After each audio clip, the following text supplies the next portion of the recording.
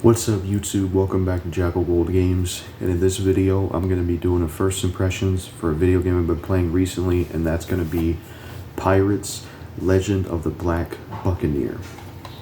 So I've been playing this, I put like 4 hours in it. I'm going to tell you what I think of the game.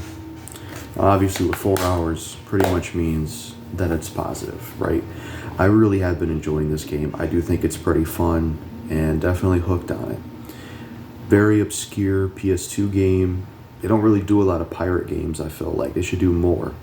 And I do like pirates. Now the game is like third person. It's a mix of combat with swords, but you also have a gun you can use. It only has like one shot. And then you can switch to this form you get unlocked, the Black Buccaneer. You can switch between him and the main character. Difference with him, he has a big sword, he has his own combos, and he can regenerate health when you kill enemies. And you have the regular character you play as, which name is Francis, and he is who you'll mostly be using, but you switch between the two. You just gotta have the blue bar full in order to switch. There's combos in the game. You get combos unlocked from certain chests. There's quests in the game, which is pretty cool. I like the pirate aesthetic to the game. So far the plot of the game seems to be basically that Francis went rogue, and there's this lady that has like this mystery around her. I forgot what her name was, but it's like some woman who was involved with some voodoo magic. There's elements of voodoo magic in this game. Has somewhat of a horror tone to it in some ways. And that's kind of the plot so far. And you have this ship you're trying to find parts for. You meet this one woman. You do some quests with her. I like the quest aspect. I like some of the enemies you fight. You fight like regular pirate dudes. You also fight monkeys and gorillas as well, which is pretty cool. You get currency from enemies. I forgot what they're called, but you use them to save. You use them to revive yourself. And that's one of the big things I do like about this game. Because a lot of older games back in the day, they were pretty brutal when it comes to saving checkpoints. And all that stuff was not as forgiving back then. But this game pretty much has infinite amounts of checkpoints, which I love. So let's say you're fighting and you die, or let's say you fall off a cliff or whatever.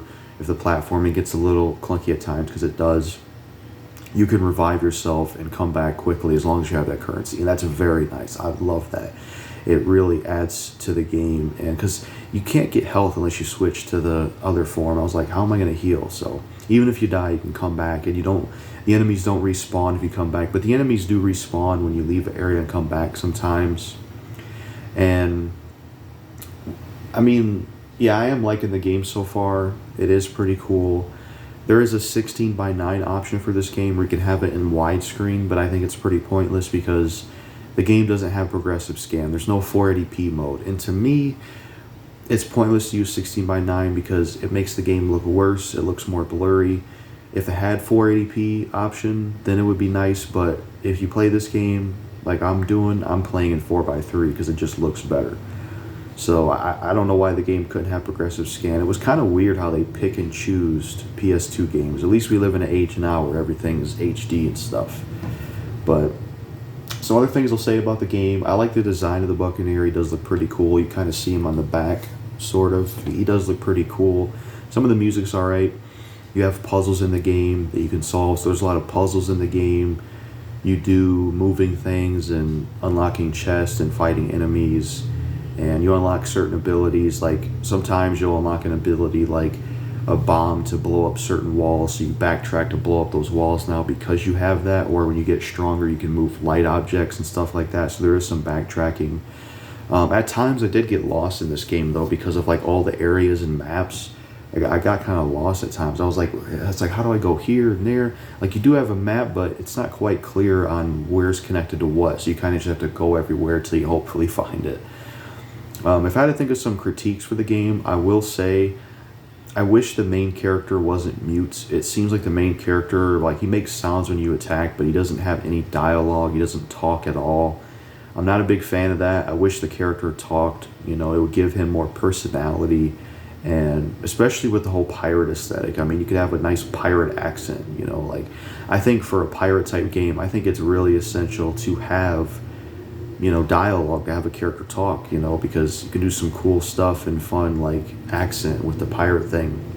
Like one that comes to mind is the video game what was it called, Strange Brigade, that one boss you fight who's like a leader of a pirate crew. He was fun. I liked his dialogue and stuff, and I just I think they could have gave him some voice acting, and it would have gave him some personality, and I think it would have added to the game, in my opinion. I like having interesting characters. And then even the other character you meet, the girl, she don't even talk at all. They don't even talk to each other. And I don't know why the game chose to do that. I kind of wish that wasn't the case. And then sometimes you have these hell dimensions you go through, which you get like certain abilities. It kind of reminded me of that hell area you go to in Marvel Ultimate Alliance.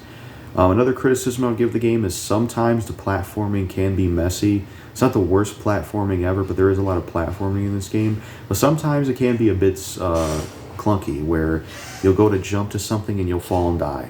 Or you'll go to jump to something and you kind of go to the right. It's not entirely the game's fault, because, you know, this is an older game. You know, it's how kind of games were made back then versus now. But at times the platforming can be clunky. But it's not as bad as, say, like Devil May Cry 1's platforming. So I'm trying to think of some other things I could say about the game. I mean, I'm enjoying it so far, you know, and I look forward to playing more of it.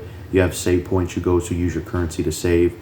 The story is told in like these kind of comic book strip cutscenes. That's kind of how they tell them. Those are pretty cool. You have like a narrator and stuff like that. And yeah, trying to see what else I can say about the game.